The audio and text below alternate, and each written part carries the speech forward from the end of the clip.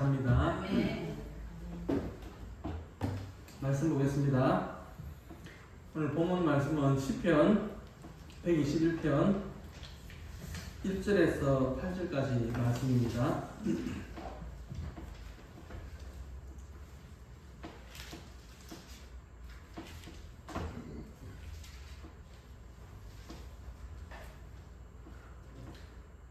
같이 보겠습니다. 내가 산을 향하여 눈을 들리라. 나의 도움이 어디서 올까? 나의 도움은 천지를 지으신 여호와에게서로다. 여호와께서 너를 실족하지 아니하게 하시며 너를 지키시는 이가 졸지 아니하시리로다.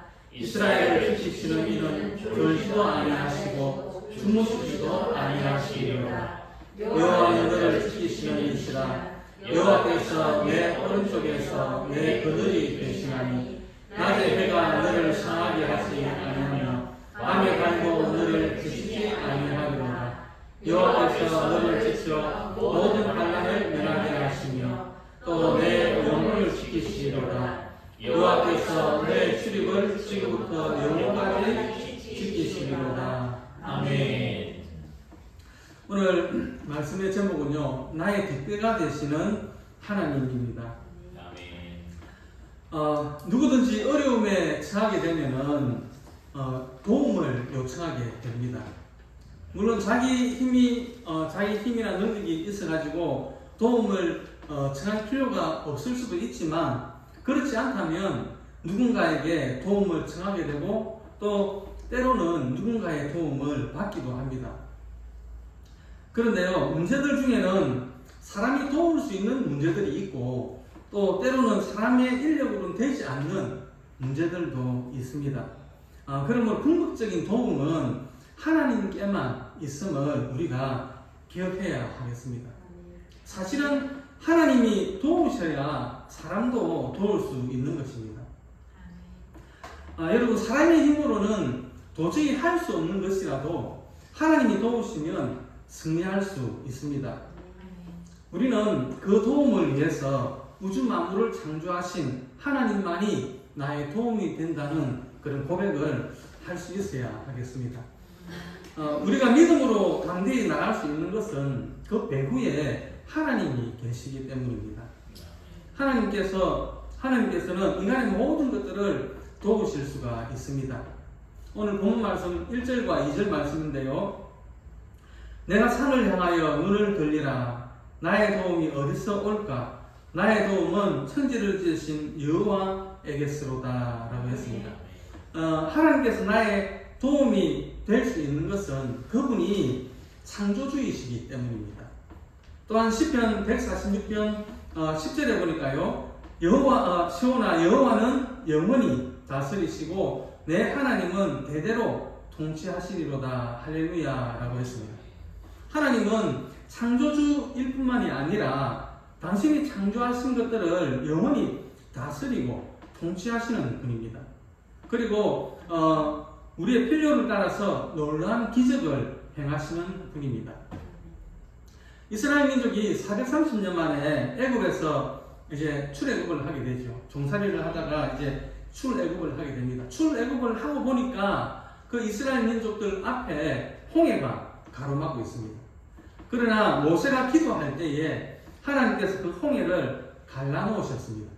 이 사건은 그냥 옛날 이야기가 아니고 실질적인 사건입니다. 역사적인 사건입니다. 또 그들이 홍해를 건너고 난 뒤에 마라에 이르게 됩니다. 그런데 그곳에 물이 써서 마실 수가 없습니다. 하나님께서 나뭇가지를 던지게 하셔서 나뭇가지를 던지니까 그 썬물이 달아지게 되었습니다. 오늘날에도 우리의 가슴 속에 맺혀져 있는 여러 가지 썬물들이 있죠. 상처와 염려와 불안과 미움의 이 모든 썬물들이 십자가가 던져질 때에 달아지게 되는 것입니다. 이처럼 하나님은 기적을 행하시는 하나님입니다. 출애굽을 할 때 그 이스라엘 민족의 그 인구 수를 어떤 분은 몇 명이다, 어떤 분은 몇 명이다 이렇게 이야기를 하지만 대충 한 300만 명으로 잡고요. 여러분, 이 300만 명이나 되는 이 사람이 하루 3끼를 먹으려고 그러면은 얼마나 많은 양식이 필요하겠습니까? 그런데요, 하나님은 하늘에서 만나를 비같이 내리게 하셔가지고 이 이스라엘 민족들을 40년을 먹여 살립니다. 하루 이틀도 아니고 1년, 2년도 아니고 장장 40년입니다. 40년을 먹여 살립니다. 그래서 마태복음 6장 31절에 보니까 그러므로 무엇을 먹을까, 무엇을 마실까, 무엇을 입을까 걱정하지 말라라고 말씀을 하고 있는 것입니다. 이스라엘 민족이 광야에서 물이 없을 때에 하나님은 반석을 쳐서 물을 내시고 또 낮에는 더우니까 하나님이 구름으로 또 가려주셔가지고 그 더위를 면하게 하시고 밤에는 또 되게 춥거든요. 그런데 불기둥으로 그 이스라엘 민족의 그 추위를 하나님께서 막아주셨습니다. 시편 40편 5절 말씀인데요. 같이 한번 보겠습니다. 여호와 나의 하나님이여 주께서 행하신 기적이 많고 우리를 향하신 주의 생각도 많아 누구도 주와 견줄 수가 없나이다. 내가 널리 알려 말하고자 하나 너무 많아 그 수를 셀 수도 없나이다. 예. 성경을 보면 주님의 행하신 기적은 정말 많습니다. 오늘날도 하나님의 기적은 우리의 일상생활에서 일어나고 있습니다. 가난한 자에게는 복된 소식이 전해지고요. 포로된 자에게는 자유를, 그리고 눈먼 자에게는 다시 보게 함을 전파하고, 눌린 자들에게는 자유를 자유케 하고 하나님의 은혜의 해를 전파해 주시는 것입니다. 사도행전 2장 22절 말씀입니다. 같이 보겠습니다.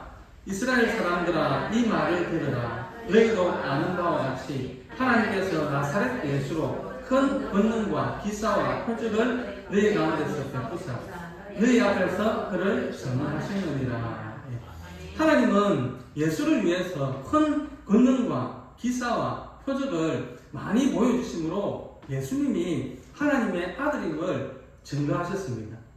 이런 하나님이 우리를 돕기를 원하십니다. 시편 121편 3절에서 8절까지 말씀인데요. 같이 보겠습니다. 여호와께서 너를 실족하지 아니하게 하시며 너를 지키시는 이가 졸지 아니하시리로다. 이스라엘을 지키시는 이는 졸지도 아니하시고 주무시지도 아니하시리로다. 여호와는 너를 지키시는 이시라. 여호와께서 내 오른쪽에서 내 그늘이 되시나니 낮에 해가 너를 상하게 하지 아니하며 밤에 달도 너를 해치지 아니하리로다. 여호와께서 너를 또 내 영혼을 지키시리로다. 여호와께서 너의 출입을 지금부터 영혼까지 지키시리로다. 아멘. 하나님께서 우리를 얼마나 아끼고 사랑하시는지요. 요한일서 4장 9절부터 10절까지 보니까 이렇게 말씀을 하셨어요.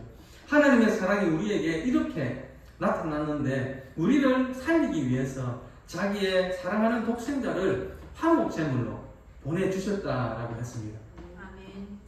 여러분, 사랑에는 반드시 증거가 나타납니다. 요 몇 년 사이 부쩍 뉴스에 많이 나오는 그 사건이 뭐냐 그러면 데이트 폭력이 참 많이 일어난다고 합니다. 여러분, 사랑한다 하면서 폭력을 행하는 것은 그것은 사랑이 아니죠. 그것은 분명히 사랑이 아닙니다.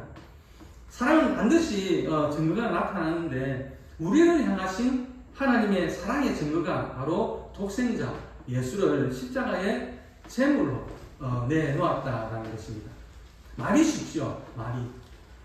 왜 그래야만 됩니까? 무엇 때문에 그래야만 됩니까? 그래서 우리를 향하신 하나님의 사랑은 형용할 수 없는 사랑인 것입니다. 엘리 엘리 라마 사박다니 나의 하나님 어찌하여 나를 버리시나이까. 절규하며 부르짖는 소리를 들으면서도 그 아들을 십자가에 매달게 하신 하나님, 우리를 얼마나 사랑하시면 그렇게까지 하셨겠습니까?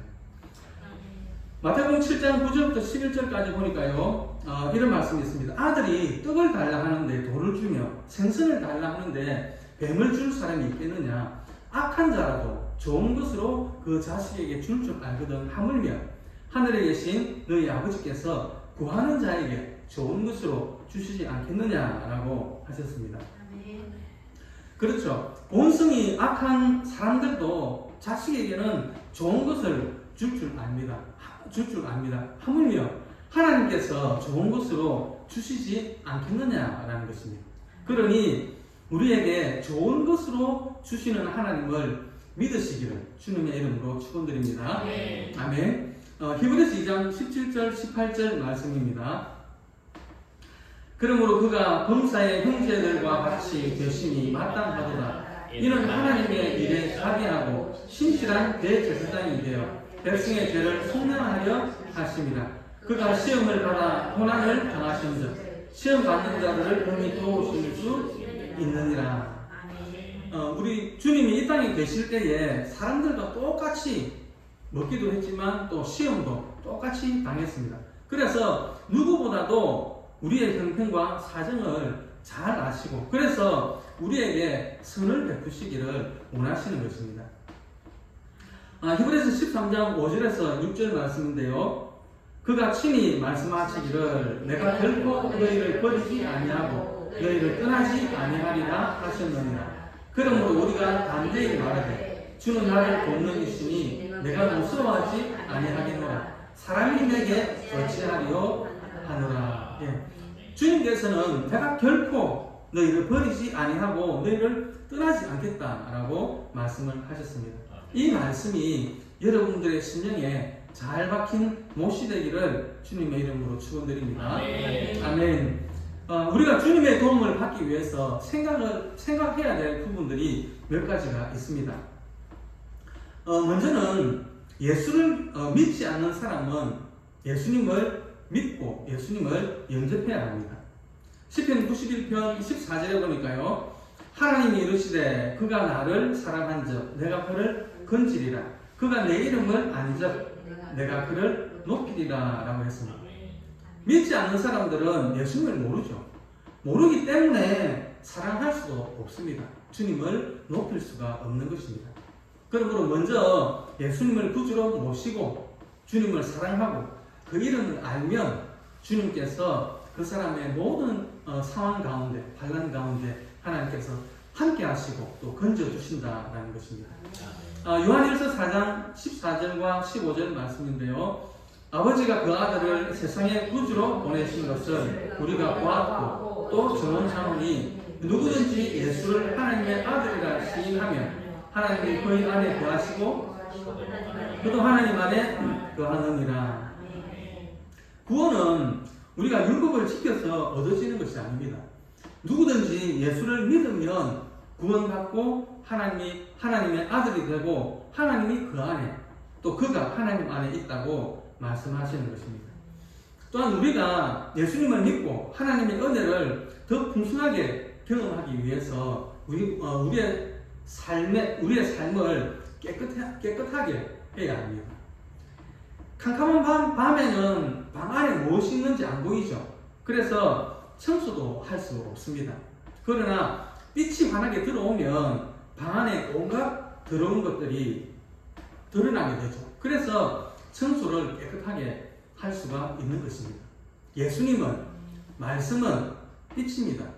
빛이 비치면 우리의 온갖 것들이 드러납니다. 하나님을 숨기지 않은 것, 그리고 하나님의 이름을 망령되이 일컬은 것, 부모를 공경하지 않은 것, 살인한 것, 그리고 간음한 것, 도둑질한 것, 온갖 죄가 예수님을 믿으면 빛이 들어오면 죄가 드러나고 회개하게 되는 것입니다. 우리가 하나님과 더불어 살고 또한 그의 도우심을 받기 위해서는 끝까지 그분의 말씀을 믿어야 하는 것입니다. 아브라함은 75세 때에 아들을 달라고 기도를 했죠. 그런데 장장 25년이 지나가지고 100살 때에 아들을 얻었습니다. 그러므로 우리는 기도하면 그 기도는 이미 받은 줄로 알고 참고 기다리는 그런 인내를 가져야 하겠습니다. 베드로전서 5장 7절 말씀입니다. 너희 염려를 다 주께 맡기라. 이는 그가 너희를 돌보십니다. 예. 하나님의 말씀은 우리에게 주신 약속의 붓입니다. 이 약속의 붓으로 우리 마음의 그림을 그리십시오. 내가 반란 당할 때에 함께 하신 하나님을 그리십시오. 나를 건지시고 영화롭게 하시는 하나님을 그리십시오. 장수하여 만족해 사는 것을 그리십시오. 우리 마음은 동아지고 하나님의 약속의 말씀은 크레파스입니다. 이 크레파스를 기도로서 그린다면 우리의 기도 제목은 그대로 이루어질 것입니다. 그 다음으로 우리에게 필요한 것은 감사입니다. 사람들은 대개 감사보다는 불평을 많이 합니다. 기도를 해놓고 그 기도가 빨리 응답이 안 된다고 해서 불평을 합니다. 그것이 사람의 본성이죠. 그런데요, 우리가 어려움을 당할 때에 불평하지 않고 하나님께 감사할 수 있는 방법이 있는데 그게 뭐냐면 바로 찬양입니다. 하나님을 찬양하는 것입니다. 왜냐하면 찬양은 그 안에 부정적인 말이 없습니다. 그러므로 범사에 감사가 안 나오거든 찬송을 많이 하십시오.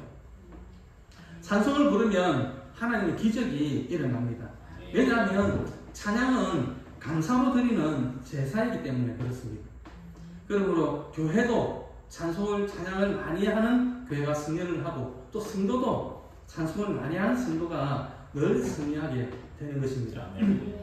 하나님의 말씀을 마음속으로 간직하고 있어도 입으로 고백해야 하나님의 역사가 시작이 됩니다.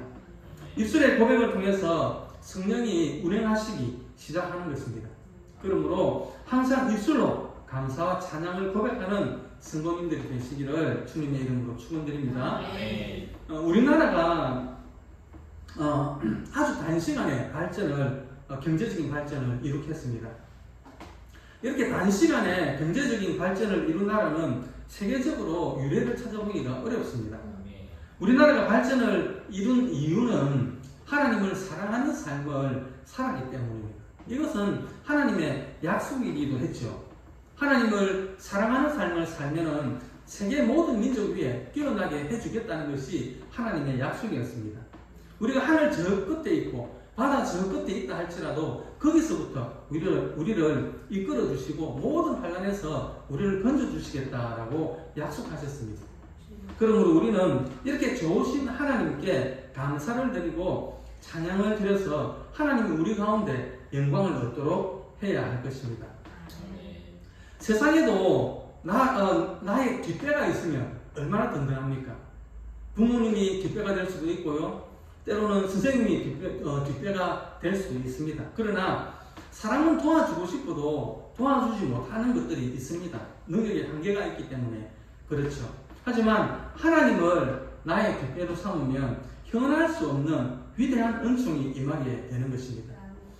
추수감사 주일에 한 해 동안 베풀어 주신 은혜도 감사하지만 진정한 나의 뒷배가 되시는 하나님을 깨닫고 주님께 더 가까이 나아가는 우리 주사랑 교회 성도님들이 되시기를 주님의 이름으로 축원드립니다. 아멘.